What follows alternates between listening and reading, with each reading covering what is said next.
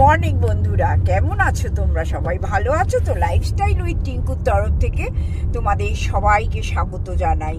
আর যারা আমার নতুন ভিউয়ার তাদের আমি ওয়েলকাম করছি। তোমরা আমার চ্যানেলে আসো, দেখো আমার ভিডিওগুলো। আশা করছি তোমাদের আমি আনন্দ দিতে পারবো। তা একটু বেরিয়ে পড়েছি রেডি হয়ে। আজকে কিন্তু নাতনি নেই, দেখেছো? নাতনির সিট কিন্তু খালি। হ্যাঁ, আজকে এখন তো স্কুল গেছে, তারপরে ও স্কুল থেকে ক্লেতে যাবে, ফিরবে সেই সন্ধ্যে 6টায়। আর আমার ছোট মেয়ে অফিস যাচ্ছে, ওই আজকে গাড়ি চালাচ্ছে। আর আমার মেয়ের হচ্ছে যে ওর আজকে কোনো বেরোয়নি কোথাও আর কি, আজকে ওর অফ ডে। তা সেই জন্য ওরও আজকে একটু জানো তো ডিমার্টে প্রয়োজন হয়ে পড়েছে। আমি কিচ্ছু কিনবো না, কারণ কিচ্ছু কোথাও কলকাতায় এতটুকু কিছু নিয়ে যাবার মতো আমাদের ক্ষমতা নেই, যা কিনেছি।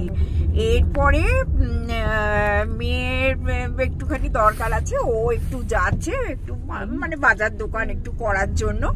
তার সেই জন্যে গাড়িতে বসেই আজকে ভিডিওটা স্টার্ট করলাম।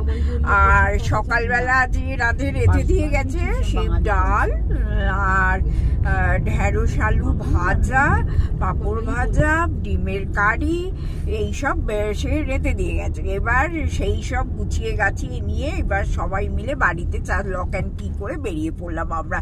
আর সত্যি কথা, আমাদেরও তো এবার কলকাতায় যাবার সময় হয়ে আসছে। আর তোমরা আমাকে কিন্তু অনেকেই বলেছো, দিদি কলকাতায় এলে খুব কষ্ট পাবে, এত গরম এবছরে নাকি কলকাতায় পড়েছে। তা শুনে সত্যি আমরা খুব ভয়ে পেয়ে যাচ্ছি। আর কি বলতো, যেতেই হবে, তার কারণ হচ্ছে যে টিকিটও তো কাটা আছে না। আর টিকিট যদি আমি ক্যান্সেল করি, তারপরে আর কবে যে আমি টিকিট পাবো, কি পাবো না পাবো তার কোনো মানে হদিশ নেই, যার জন্য আমাদের যেতেও হবে। ঠিক আছে, আমার বন্ধুরাও কষ্ট পাচ্ছে, আমরাও নয় তার সঙ্গে একটু কষ্টই পাবো। আর এটা তো আমাদের অভ্যেস, বলো, ওখানেই জন্মেছি, সে যেমন যাই হোক আমাদের মেনে নিতে হবে, কিছু তো করার নেই। শুধু হচ্ছে একটু হু হা করতে হবে, ওই আর কি, একটু হু হা বলো না। আবার এসি কাজ করে না এক সময়, সেটাও আবার একটা সাংঘাতিক প্রবলেম, যেটা এখানে সেই সব ফিলই করতে পারছি না। ঠিক আছে, বেরোলাম, সেটাও ভিডিওটা স্টার্ট করলাম, তোমাদের সঙ্গে দেখিয়ে দিলাম, সঙ্গে থাকো।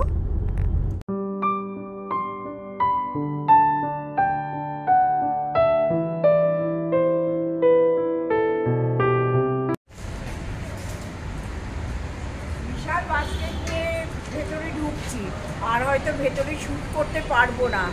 আজকে মেয়ে আছে, ও তো এক ভর্তি করে কেনে।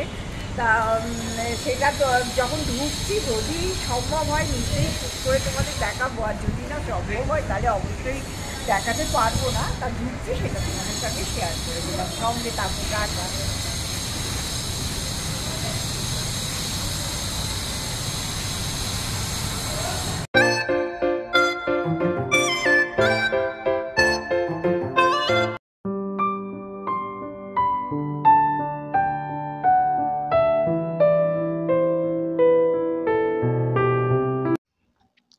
বন্ধুরা দেখো, স্টোরের মধ্যে তো ঢুকে গেলাম, গিয়ে আমি তো এইসব কোনো জিনিসই আনতে পারবো না, কিন্তু ওই যে নেড়ে ঘেটে একটা দেখার একটা দারুণ ইচ্ছা। দেখেছো আমার কাঁধে ডিমার্ট লেখা একটা ব্যাগ ওরা করে দিয়েছে।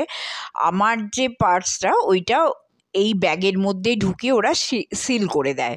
তা এইটা নিয়েই ভেতরে ঘুরতে হয়, যদিও আমি জানি যে ডিমার্টে খুব একটা ওরা ফটোশ্যুট করতে দেয় না, তবুও ঢুকলাম বলে তোমাদের সঙ্গে একটু শেয়ার করে দিলাম। আর আমি জানি আমার অনেক বন্ধু এরকম বেশ নানান রকম শপিং মলে ঘুরতে বেড়াতে খুবই ভালোবাসে, নানান রকম জিনিস দেখতে। আর আমি তো ভালোবাসি, ওই জন্য আমি যেটা ভালোবাসি সেটা ইচ্ছে হয় যে আমার বন্ধুদের সঙ্গে শেয়ার করে দিই। আর আমার বন্ধুদের আমি যেটাই করি জানো তো বন্ধুরা, যে একটু তোমাদের সঙ্গে না শেয়ার করলে না সত্যি মনটা খুব খারাপ লাগে। আগে একরকম ছিল, কিন্তু এখন তো মানে প্রায় এক বছর হলো আমি তোমাদের সঙ্গে আছি।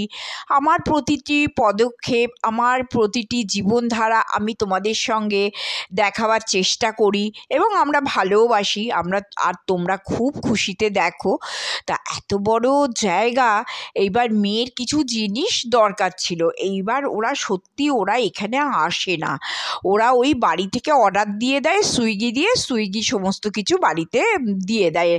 হ্যাঁ, তা নিয়ে আসে। তা আমি বললাম তোর যখন এখন আজকের দিনটা অফ ডে আছে, একটুখানি আমরা শপিং করে আসি, আর আমরা তো চলে যাব, তখন ওদের পক্ষে খুবই চাপ হয়ে যাবে। ওই জন্যে মেয়েকে নিয়ে আমরা চলে এলাম। এইখানে নানান রকম দেখছি জিনিসপত্র, কত কিছু পাওয়া যাচ্ছে। আর কি বলতো, এখানে বেশ অনেকটা করে অফও দেয়, যেটা আমি দেখলাম। তা সেই জন্যেই এইগুলো দেখার চেষ্টা, কিছু কিছু জিনিস আমি কিনে নিয়ে এসেছি। যেমন কিছু তোমাদের এখন আমি বলছি না, তবে আমি কলকাতায় গিয়ে অবশ্যই তোমাদের সঙ্গে শেয়ার করে দেবো, ছোট্ট ছোট্ট জিনিস হলেও।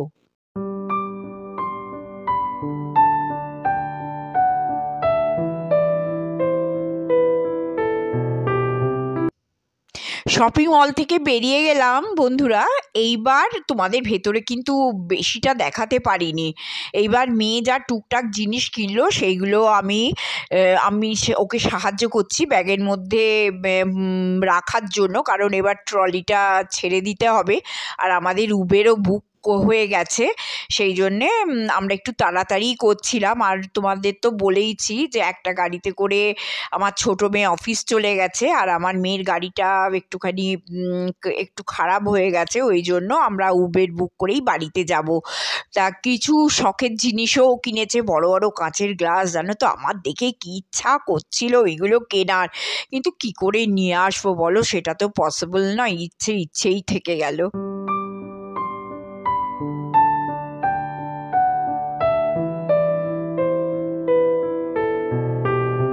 গুড ইভিনিং বন্ধুরা, দেখো এখন বিকেল প্রায় 6টা বেজে গেছে। হ্যাঁ, 6:15 এখন।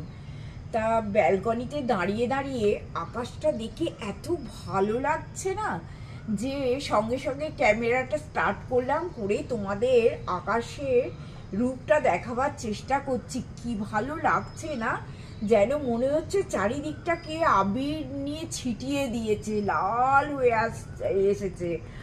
আর একটাও জিনিস হচ্ছে, দুপুর থেকে কিন্তু এখানে খুব বৃষ্টিও হচ্ছে। এখন বৃষ্টিটা একটু কমেছে, কিন্তু টিপ টিপ করে বৃষ্টি পড়ে যাচ্ছে, কিন্তু আকাশটা দেখে লোভ সামলাতে পারলাম না তোমাদের দেখাবার জন্য। তা আবার আমি আসছি, কিন্তু জানি আমাদের কলকাতায় ভীষণই গরম এখন, এখানে বেশ একটা ঠান্ডা ওয়েভ আছে, যার জন্য কি হয়েছে, এখানে সন্ধে হলেই না একটু সোয়েটারগুলো পরে নিতে হচ্ছে। কিন্তু কলকাতায় তো এবার যাবার সময় হয়ে গেল, এবার বেশ ভয় করছে জানো। তা আকাশটা দেখো, ব্যাঙ্গালোরের আকাশ। তা এবার তো গিয়ে কলকাতায় থেকেই তোমাদের সঙ্গে ভিডিওগুলো শেয়ার করব। আর এই যে সামনে যে এই লাল লাল যে বিল্ডিংগুলো দেখছো না, এটা অ্যাক্সেঞ্চারের অফিস, জানো তো।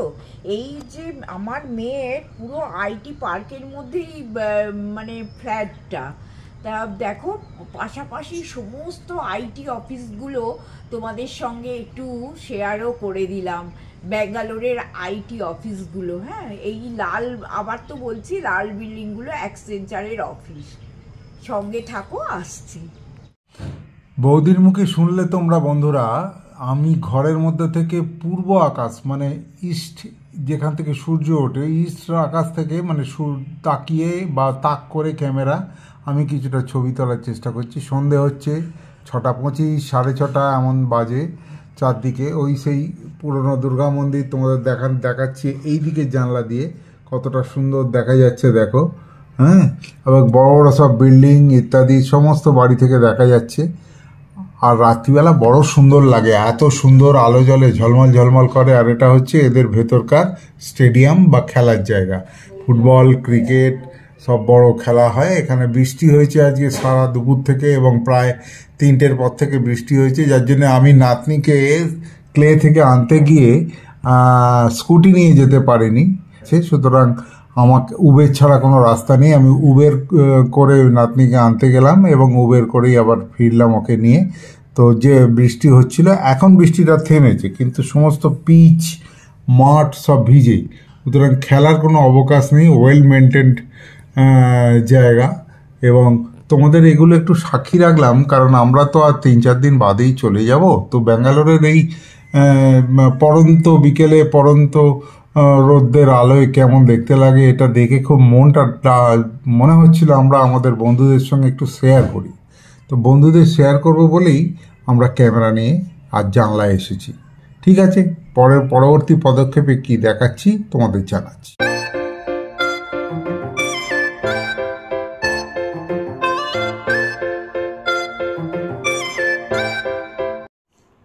দেখো বন্ধুরা, এই রকম দৃশ্য তো তোমরা কখনো দেখোনি। অনেক দিন এইসব পেরিয়ে এসেছি।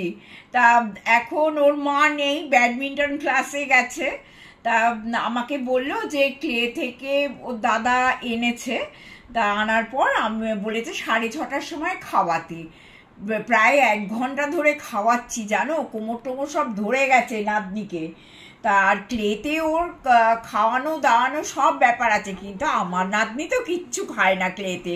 আর ওর খিদে পেয়ে যায় সন্ধেবেলা, সারাদিন তো বাইরেই থাকে, আর বাড়িতে আমরাই খাওয়াতে পারি না। আর ক্লেতে চেষ্টা করে, যেদিন মুড থাকে খায়, আর যেদিন মুড না থাকে খায় না। তা এখন এই যে ভাতে দেখো সবজি মেখে বসে আছি, ভাত খাওয়ানো হয়ে গেছে, এইবার একটু মিষ্টি দই খাওয়াচ্ছি। ও একটু মিষ্টি দই খেতে ভালোবাসে, তাই করছি। তারপর আমার মানে ওর মা ক্লাস থেকে এলে একটু খুশি হবে যে আর খাওয়াতে বসতে হবে না। আর আমাদের তো এবার কলকাতায় যাওয়ার দিন হয়ে গেল, যতটা পারি একটু সাহায্য করা আর কি মেয়েকে। ও মানে ওই তো সব করে, এই আর কি তোমাদের একটু দেখালাম, তোমাদের ভালোও লাগবে এটা, যে বৌদি কবে এইসব পাট চুকিয়ে দিয়েছে। এখন আমার নাতনির সঙ্গে এইসব আরম্ভ হয়েছে। অনেক দিনই খাওয়াই, মোটামুটি আমি খাওয়াই এখানে এসে, কিন্তু সত্যি কথা বলতে তোমাদের সঙ্গে সেটা শ্যুট করা হয় না। তা যাই হোক, তো আমি আশা করি তোমাদের দেখে এটা বেশ ভালোই লাগবে, এই নাতনিকে খাওয়ানোটা। তা ভাতটা যখন খাওয়াচ্ছিলাম ইচ্ছে ছিল জানো, তারপরে আবার ওর সঙ্গে কথা বলতে বলতে ভুলে গেছি। আর একটা জিনিসও ভুলে গেছি, তার কারণ হচ্ছে ওর মা স্ক্রিন দেয় না, কোনো স্ক্রিন ওকে দেয় না, মোবাইল বলো কিছু বলো, খাওয়ার সময় মোটেই দেয় না, এমনিও দেয় না। কিন্তু আমার কাছে তো আছেই, হ্যাঁ, যে দিদিকে স্ক্রিন, আমার ফোন নিয়ে টানাটানি, যেন আমিও দেব না আর ও ছাড়বে না। সেই কিছু ক্যাটি ম্যাটি এই সেই ডগি ফগি বার করে দিলাম। তারপরে আর কি দেখিস রে মামা? না, মেয়া মেয়াও ছাড়া আর একটা বলো তোমার, ওই যে কি কি দেখো তুমি, কি দেখো বলো? হ্যাঁ, ওই পেপা পিগ। তারপরে পেপা পিগ দেখার জন্য কিছু আছে, এই সব নানা রকম নাতনিতে দিদাতে যুদ্ধ করে করে কিছুক্ষণ শুনলই না, তারপরে একটুখানি দিলাম, তারপরে মুখটা নড়লো আর কি। এই করে সন্ধেটা গেল। তারপরে দেখে দেখো, শুনতে পাচ্ছ তো, দাদা এখন সন্ধে দিতে বসেছে।